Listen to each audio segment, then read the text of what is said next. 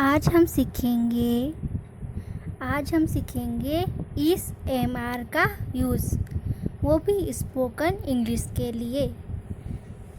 English grammar हो या spoken English, इस एम आर का यूज़ होता ही होता है। ठीक है, इस एम आर का यूज़ आपको बहुत ही अच्छी तरीके से समझाया जाएगा इस वीडियो में। आप बस इस वीडियो को ध्यान से देखिएगा। इस एम आर का यूज़, इस एम आर का यूज़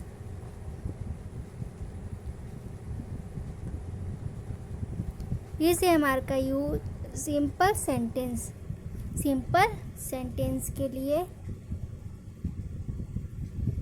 सेंटेंस के लिए भी होता है और सिंपल कंटिन्यूस टेंस के लिए भी होता है। सिंपल सेंटेंस के लिए भी होता है और सिंपल कंटिन्यूस टेंस में भी होता है। अब आपको इस एम आर का यूज़ सिंपल सेंटेंस में भी होता है और सिंपल कंटिन्यूस टेंस में भी देखने को मिलता है। आप कंफ्यूज हो जाएंगे कि आप कौन सा सिंपल सेंटेंस है और कौन सा सिंपल कंटिन्यूस टेंस है। ठीक है, इस एम आर का यूज़ सिंपल कंटिन्यूस टेंस में भी होता है और सिंपल सेंटेंस में भी होता है। इसमें कुछ डिफरेंस है, आप इसको समझ लेंगे तो आप इस एम आर का सही यूज़ कर पाएंगे इंग्लिश ग्रामर में, इंग्लिश बोलने में। ठीक है, ध्यान से देखिए। सबसे पहले देखिए सिंपल सेंटेंस में क्या होता है? No action by the subject की तरफ से कोई कार्य नहीं होता है। सब्जेक्ट की तरफ से क्या होता है? सब्जेक्ट की तरफ से कोई कार्य नहीं होता। एग्जाम्पल से आपको समझ में आ जाएगा। ठीक है, Rahul is a good boy. Rahul अच्छा लड़का है। राहुल अच्छा लड़का है। अब राहुल यहाँ पे कुछ काम कर रहा है? नहीं। राहुल यहाँ पे क्या है? सब्जेक्ट है। राहुल क्या है? सब्जेक्ट है। राहुल क्या है? सब्जेक्ट है। ठीक है, राहुल सब्जेक्ट है इस वीडियो में, इस सेंटेंस में, पर वह कुछ काम नहीं कर रहा है। बस ये उसकी राहुल की विशेषता बता रहे हैं कि वो अच्छा लड़का है। ठीक है, इसमें कोई काम ही नहीं हो रहा है तो आईएनजी लगना ही नहीं है। ठीक है, राहुल अच्छा लड़का है। तो सेंटेंस क्या बना? Rahul is a good boy. Rahul के साथ क्या लगा यहाँ पे? इज़ का प्रयोग। किसका यूज़ हुआ? इज़ का यूज़ हुआ। किसका यूज़ हुआ? इज़ का यूज़ हुआ। Rahul is a good boy. इतना समझ में आया आपको? सिंपल सेंटेंस कौन से होते हैं? No action by the subject, जो सब्जेक्ट के द्वारा कोई काम नहीं किया जाता है वो सिंपल सेंटेंस कहलाते हैं। Rahul is a good boy. Example से आपको अच्छे से समझ में आ गया होगा कि राहुल अच्छा लड़का है। इसमें राहुल की विशेषता बताई गई है कि राहुल एक अच्छा लड़का है, पर उसके द्वारा कोई काम नहीं हो रहा है। ऐसे सेंटेंस क्या होते हैं? सिंपल सेंटेंस कहलाते हैं। अब सिंपल कंटिन्यूस टेंस, ऐसे टेंस जिसमें काम चल रहा हो, सब्जेक्ट के द्वारा क्या हो? काम चल रहा हो। ठीक है, एक्शन बाय द सब्जेक्ट के द्वारा क्या है? काम हो रहा हो। टेंस में क्या होता है? काम या कार्य के बारे में जानकारी दी होगी। ठीक है, तो एक्शन बाय द सब्जेक्ट के द्वारा काम हो रहा। एग्जाम्पल से आपको बिल्कुल समझ में आ जाएगा। राहुल खेल रहा है। Rahul is playing. राहुल खेल रहा है। राहुल के साथ यहाँ पर भी इज़ का प्रयोग हुआ है, पर वर्ब की फर्स्ट फॉर्म के साथ आईएनजी लग गया है। यहाँ पे क्या लग गया है? आईएनजी। आपको सबको पता होगा सिंपल कंटिन्यूस टेंस का फॉर्मूला क्या है? सब्जेक्ट वर्ब की फर्स्ट फॉर्म प्लस आईएनजी। ठीक है, राहुल इज़ प्लेइंग। राहुल खेल रहा है। राहुल क्या कर रहा है? इसमें खेलने का काम कर रहा है। तो ये हुआ सिंपल कंटिन्यूस टेंस का उदाहरण। आपको दोनों में डिफरेंस समझ में आ गया कि सिंपल सेंटेंस कौन से है और सिंपल कंटिन्यूस टेंस कौन से हैं। आज हम पढ़ेंगे सिंपल सेंटेंस। अगर आपको टेंस की वीडियो देखनी है तो आप हमारी टेंस की फुल कोर्स की वीडियो देख सकते हैं। ठीक है, आगे हम पढ़ते हैं सिंपल टेंस या सिंपल प्रेजेंट टेंस किसे कहते हैं। ठीक है, सिंपल सेंटेंस या सिंपल प्रेजेंट सेंटेंस किसे कहते हैं। सरल वाक्य उन्हें कहते हैं जिनमें या तो क्रिया होती ही नहीं है, अगर होती भी है तो सब्जेक्ट उस पर क्रिया नहीं करता। सरल वाक्य उन्हें कहते हैं जिनमें तो क्रिया होती ही नहीं है और अगर होती भी है तो सब्जेक्ट उस पर क्रिया नहीं करते।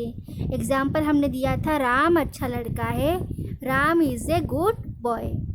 यहाँ सब्जेक्ट है राम। क्या राम कोई काम कर रहा है? नहीं, सिर्फ राम के बारे में बताया गया है कि राम अच्छा लड़का है। तो यह सेंटेंस सिंपल सेंटेंस हुआ। सिंपल प्रेजेंट सेंटेंस में इज़ एम आर का यूज़ होता है। जब भी आप सिंपल प्रेजेंट यानी वर्तमान सिंपल सेंटेंस में वर्तमान की बात करेंगे तो इज़ एम आर का यूज़ होगा। इज़ एम आर का यूज़ जब भी आप वर्तमान में या प्रेजेंट में कुछ बात कह रहे हो तो इज़ एम आर का प्रयोग होगा सिंपल सेंटेंस बनाने के लिए। आई के साथ हमेशा एम लगता है। आई के साथ क्या लगता है? हमेशा एम लगता है। यू के साथ आर लगता है। दे के साथ आर लगता है। ही शी राम इट के साथ क्या लगता है? इस का प्रयोग होता है। आपको ये याद रखना पड़ेगा कि आई के साथ एम लगता है, यू के साथ आर लगता है, दे के साथ आर लगता है, ही शी राम इट के साथ क्या लगता है? इस का यूज़ होगा। इज़ एम आर का यूज़ तो आपको करना पड़ेगा पर अलग अलग होगा। जैसे आई के साथ एम लगेगा, यू के साथ आर लगेगा, दे के साथ आर लगेगा, ही शी राम इट के साथ क्या लगेगा? इसका आपको ये ध्यान रखना पड़ेगा, तभी आप सेंटेंस बना पाएंगे। जैसे आप कुछ एग्जाम्पल समझ लेंगे तो आपको पता चल जाएगा कि कब आई के साथ एम लगा, कब आर लगा, कब इज़ लगा। ठीक है, और आप सेंटेंस बनाना भी सीख जाएंगे। हिंदी वाक्य में इसकी पहचान क्या है? हूँ, हो आते हैं। जैसे मैं गरीब हूँ, हम लोग गरीब हैं। मैं गरीब हूँ, हम लोग गरीब हैं। तुम गरीब हो, मैं खुश हूँ, तुम खूबसूरत हो। है, हूँ, हो आते हैं। अब सबसे पहले हम देखेंगे असर्टिव सेंटेंस। इसके उदाहरण देख लीजिए। I am poor. I am poor, मैं गरीब हूँ। आई के साथ यहाँ पे क्या लगा? एम लगा। आई के साथ क्या यूज़ हुआ? एम लगा। आई एम पुअर, मैं गरीब हूँ। वी आर, वी के साथ यहाँ पे क्या लगा? आर लगा। वी आर पुअर, हम लोग गरीब हैं। आई मतलब सिंगल है, सिंगल के साथ क्या लगता है? एम लगता है, आई एम लाएगा। वी आर, वी क्या है? हम, यानी बहुत सारे लोग हैं, उसके साथ क्या यूज़ होगा? आर का यूज़ होगा। वी आर पुअर, हम लोग गरीब हैं। यू आर पुअर, यू के साथ भी आर लगता है, तुम गरीब हो। दे आर पुअर, वे गरीब हैं। आई एम हैप्पी, मैं खुश हूँ। यू आर ब्यूटीफुल, तुम खूबसूरत हो।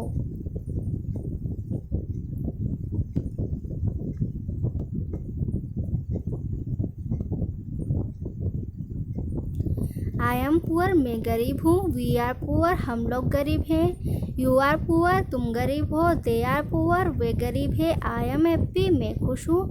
यू आर ब्यूटीफुल, तुम खूबसूरत हो।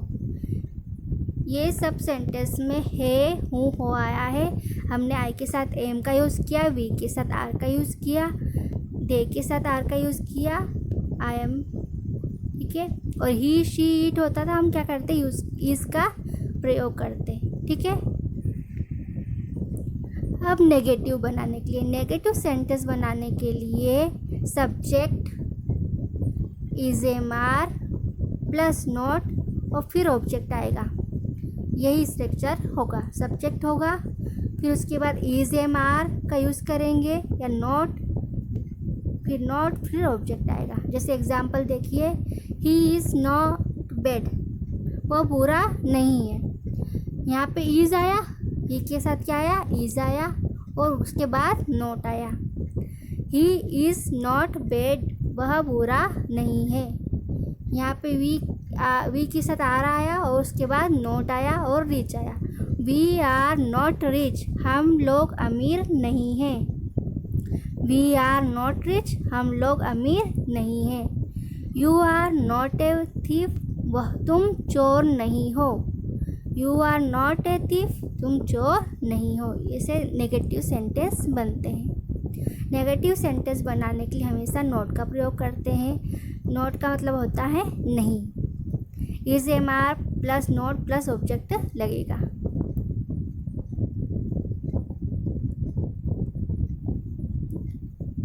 अब हमने नेगेटिव सेंटेंस देखे, उसके बाद हम इंट्रोगेटिव और नेगेटिव इंट्रोगेटिव दोनों साथ में देखेंगे सेंटेंस। ठीक है। एम आई डिफ, क्या मैं बहरा हूँ। एम आई डिफ, क्या मैं बहरा हूँ। क्या वह गरीब है। इज ही पुअर, क्या तुम किसान हो। Are you a farmer. इसमें देखिए, जब भी आप इंट्रोगेटिव या प्रश्नवाचक चिन्ह बनाते हैं तो हेल्पिंग वर्ब पहले आ जाएगी, सब्जेक्ट बाद में आएगा, बाकी का सेंटेंस वैसा वैसे आ जाएगा। इसमें हम बनाते हैं आई एम डिफ और उसको हम एम को पहले ले आएंगे, आई को बाद में ले। जब भी इंट्रोगेटिव बनाएंगे तो एम पहले आ जाएगा, आई बाद में आएगा। एम आई डिफ, क्या मैं बहरा हूँ। नेगेटिव इंट्रोगेटिव बनाने के लिए आर यू नॉट यानी हेल्पिंग वर्ब का भी प्रयोग होगा। सब्जेक्ट बीच में आएगा, उसके बाद नोट आएगा। एग्जाम्पल से आपको समझ में आ जाएगा। आर यू नॉट, यहाँ पे सबसे पहले आर आया, फिर बाद में नॉट आया। आर यू नॉट लक्की, क्या तुम भाग्यशाली नहीं है। क्या आप भाग्यशाली नहीं हैं। आर यू नॉट लक्की, क्या तुम मोटे नहीं हो। आर यू नॉट फैट, क्या तुम मोटे नहीं हो। आपको ये समझ में आ गया होगा कि इंट्रोगेटिव में एम आई डिफ हुआ और इंट्रोगेटिव नेगेटिव बनाया तो आर यू नॉट लक्की। ठीक है, आपको समझ में आ गया होगा। एक बार फिर से देख लेते हैं कि हमने क्या क्या सीखा। हमने इज एम आर का यूज़ सीखा। इज एम आर का यूज़ में हमने बताया था आपको सिंपल सेंटेंस किसे कहते हैं, सिंपल कंटिन्यूस टेंस किसे कहते हैं, क्योंकि इज एम आर का यूज़ दोनों में होता है। आप कंफ्यूज ना हो इसलिए इज एम आर का दोनों का मैंने आपको यूज़ बताया है कि इज एम आर एक तो टेंस में भी यूज़ होता है और एक सिंपल प्रेजेंट सेंटेंस बनाने के लिए भी यूज़ में होता है। जब आप सिंपल सेंटेंस बनाएंगे तो आईएनजी नहीं लगेगा और क्योंकि वर्ब नहीं है तो उसकी थर्ड फॉर्म फोर्थ फॉर्म कहाँ से आएगी। ठीक है, इसलिए यहाँ पे कोई इज एम आर का रूल नहीं होता है। इज एम आर का नहीं, आईएनजी का रूल नहीं होता है। और टेंस होगा तो वहाँ पे वर्ब की फर्स्ट फॉर्म के साथ आईएनजी लगता है।